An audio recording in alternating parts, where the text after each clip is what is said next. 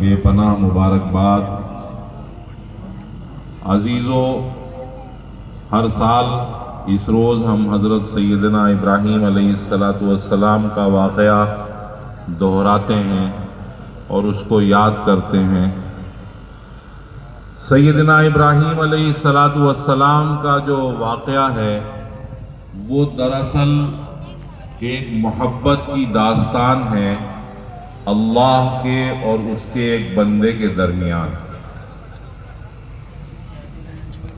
جب نبی پاک علیہ السلام سے کہا گیا کہ قربانی کرو تو انہوں نے یہ قربانی جو کہ حضرت سیدنا ابراہیم علیہ السلام کی سنت تھی اس کا احیاء کیا، اور آج یہ 10-15 منٹ کا وقت ہوتا ہے جب سیدنا ابراہیم علیہ السلام کے واقعے پہ ہم غور کرتے ہیں اور پھر اس کے بعد قربانیاں کرتے ہیں، اور 1 سال کے بعد ہم اس کو اس کو یہ کہاں سے آ گیا، اس کو آرام سے جانے دو باہر، آرام سے اس کو باہر کر دو، پریشان مت ہو، پینک مت کرو، یہ باہر چلا جائے گا،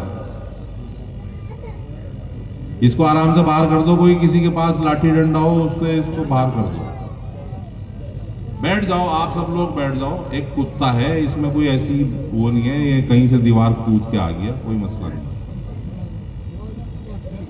حضرت سیدنا ابراہیم علیہ السلام کی پیدائش جس زمانے میں ہوئی، جس علاقے میں ہوئی، وہ علاقہ، وہ زمانہ شرک کا بدترین زمانہ تھا۔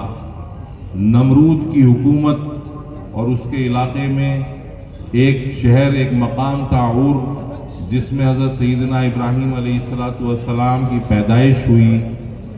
ان کے والد آزر بت خانے کے انچارج تھے، اس کے متولی تھے، اور ان کو جو ہے ان کے یہاں اللہ تعالیٰ نے ایک ایسا سلیم الفطرت، ایک ایسا عظیم الفطرت اپنا بندہ پیدا فرمایا جس نے آنکھ کھلنے کے بعد، شعور حاصل کرنے کے بعد، ہوش سنبھالنے کے بعد جب یہ دیکھا کہ پتھروں کے صنم پوجے جا رہے تھے، اصنام کی پرستش ہو رہی تھی، کہیں چاند کو پوجا جا رہا تھا، کہیں ستاروں کی عبادت ہو رہی تھی، کہیں سورج کی پرستش ہو رہی تھی، تو انہوں نے، ان کی فطرت نے، ان کی طبیعت نے اس کو قبول نہیں کیا، اور اللہ تعالیٰ نے ان کی فطرت اور ان کی طبیعت میں یہ بات پیدا کی کہ لائق عبادت ذات تو وہ ہے جس نے ان سب کو بھی پیدا کیا ہے، جس نے ستاروں کو پیدا کیا وہ دراصل لائق عبادت ہے، جس نے چاند کو پیدا کیا وہ دراصل لائق عبادت ہے، جس نے سورج کو پیدا کیا وہ دراصل لائق عبادت ہے، جس نے اس پوری کائنات کو پیدا کیا وہ دراصل لائق عبادت ہے۔ اور جب ان پر یہ راز آشکار ہو گیا تب انہوں نے ان اصنام کو اور چاند ستاروں کو، خدا کے علاوہ کسی بھی مخلوق خدا کو اس کی عبادت کرنے سے انہوں نے ببانگ دہل انکار کیا۔ جب اللہ کی برتری، اللہ کی بندگی اختیار کی تو پھر اللہ تعالیٰ نے ان کو ان کے امتحان کو، ان کا امتحان لیا، ان کو آزمانا شروع کیا، یہاں تک کہ وہ بڑا ایک مشہور واقعہ ہے کہ وہ سب لوگ ایک دن کہیں مذہبی کوئی تقریب میں شہر سے باہر گئے، انہوں نے حضرت ابراہیم علیہ السلام کو بھی لے جانا چاہا۔ حضرت ابراہیم اس وقت نوعمر، بلکہ نوعمر بھی نہیں تھے، بچپن سے ذرا سا آگے بڑھ رہے تھے۔ حضرت ابراہیم علیہ السلام نے منع فرمایا، اور وہ جب نہیں گئے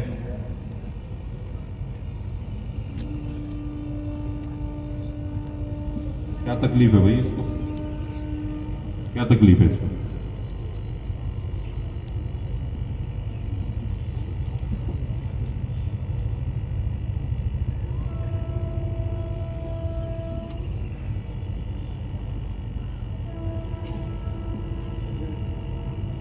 بھائی ایک صاحب کو پریشانی ہے، اگر آپ کہیں تو میں بات ختم کر دوں یا کچھ بات جاری رکھوں؟ ہاتھ کھڑا کر کے بتا دیں بات جاری رکھوں کیا؟ یہ یہاں پہ کہ ایک صاحب ہے، ان کو پریشانی ہو رہی ہے۔ تو عرض یہ کر رہا تھا کہ وہ نہیں گئے اور انہوں نے اس بت خانے کے اصنام کو توڑ ڈالا، اور ایک مزاج میں جو مزاح ہوتا ہے، انہوں نے سب سے جو بڑا اس بت خانے کا صنم تھا اس کے ہاتھ میں وہ کلہاڑا پکڑا دیا۔ جب وہ لوگ واپس آئے اور انہوں نے دیکھا کہ ان کے بت خانے کا کیا حشر ہوا ہے، تو وہ بڑے آگ بپا ہوئے اور انہوں نے پوچھا کہ کون ہے؟ تو حضرت ابراہیم علیہ السلام کے سوا وہاں کوئی نہیں تھا۔ حضرت ابراہیم علیہ السلام سے پوچھا گیا، انہوں نے کہا کہ اپنے سب سے بڑے جو صنم خانے کا بت ہے اس سے پوچھو۔ یہ جب اپنی حفاظت نہیں کر سکتے تو تمہاری کیا حفاظت کریں گے؟ غرض میں بہت مختصر کر کے اس بار حضرت ابراہیم علیہ السلام کا جو واقعہ ہے وہ قرآن پاک میں کم از کم 80-90 جگہ ہے، 15 سے زیادہ زائد صورتوں میں اس کا بیان کیا گیا ہے۔ میں بہت مختصر آپ کو بتلا رہا ہوں کہ وہ ان کو نمرود کی عدالت میں پیش کیا گیا۔ نمرود خود دعویٰ کرتا تھا کہ میں خدا ہوں، انہوں نے اس کی خدائی کو ٹھکرا دیا۔ تو جب نمرود کو بھی انکار ملا تو نمرود نے فیصلہ فرمایا کہ ان کے لیے آگ دہکائی جائے، ایسی آگ جو مثال ہو کہ اس سے پہلے کبھی ایسی آگ نہ دہکائی گئی ہو اور اس کے بعد نہ دہکائی جائے۔ وہ آگ دہکائی گئی، اس میں بلا خوف و خطر حضرت سیدنا ابراہیم علیہ السلام نے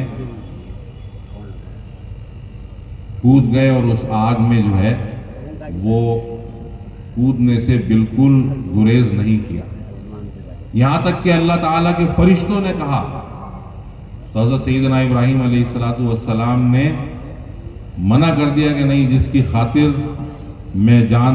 خاطر میں نے یہ سب کیا ہے اسی کو اگر میری جان بچانا مقصود ہوگا تو وہ میری جان بچائے گا۔ اللہ رب العزت کی رحمت جوش میں آئی اور اللہ رب العزت نے حکم جاری فرمایا آپ کو، قُلْنَا يَا نَارُ كُونِي بَرْدًا وَسَلَامًا عَلَىٰ إِبْرَاهِيمَ۔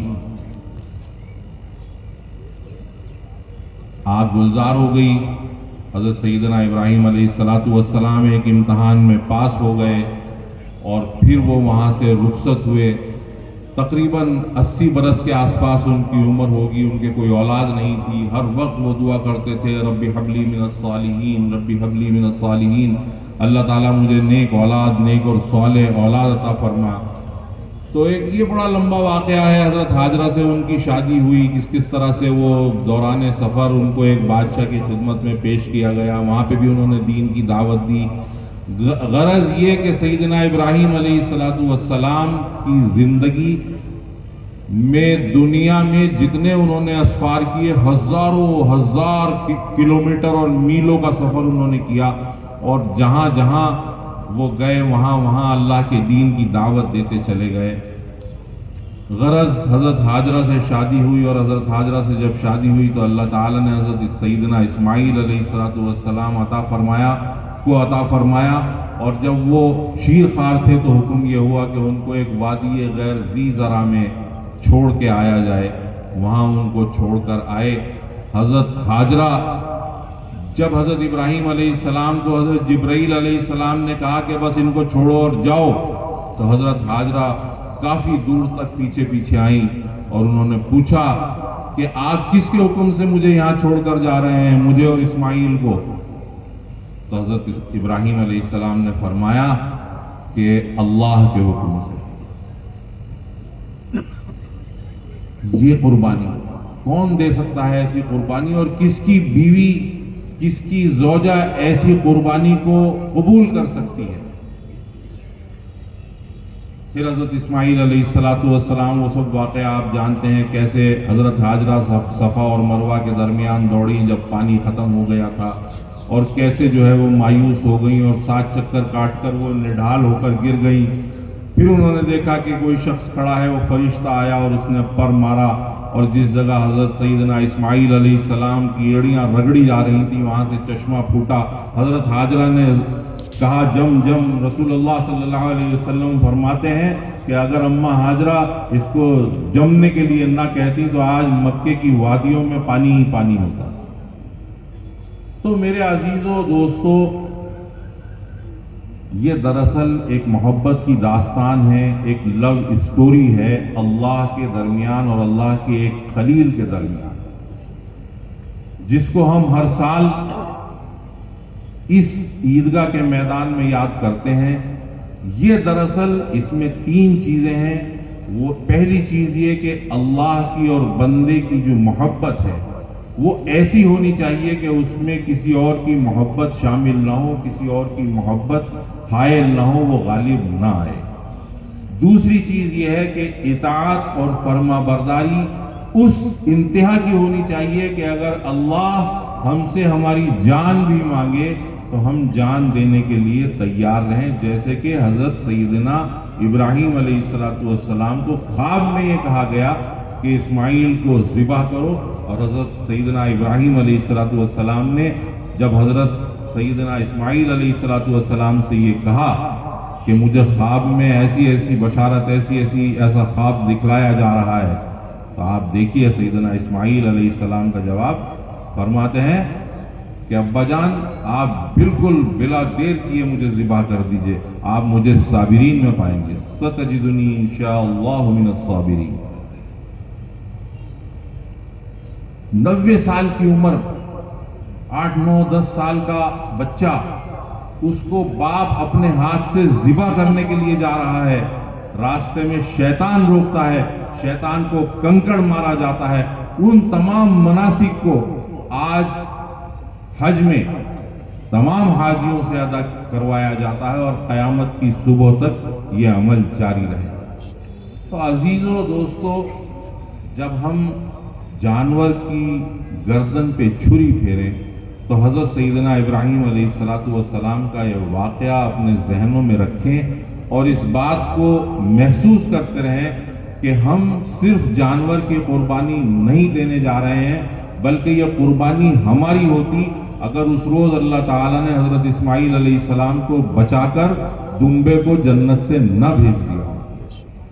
تو اطاعت اور فرما برداری، اللہ سے محبت اور ایمان جب آ جائے تو پھر ڈر اور خوف نکال کر ایمان کا اعلان کیا جائے اور ایمان پر عمل کیا جائے اور اللہ کی اطاعت اور بندگی کی جائے. اللہ تعالیٰ کہنے سے زیادہ سننے سے زیادہ عمل کی توفیق عطا فرمائے اور ہمیں اور آپ کو سنت ابراہیمی پر اور دین رسول اللہ صلی اللہ علیہ وسلم پر عمل کرنے کی توفیق عطا فرمائے. وآخر دعوانا الحمدللہ رب العالمین.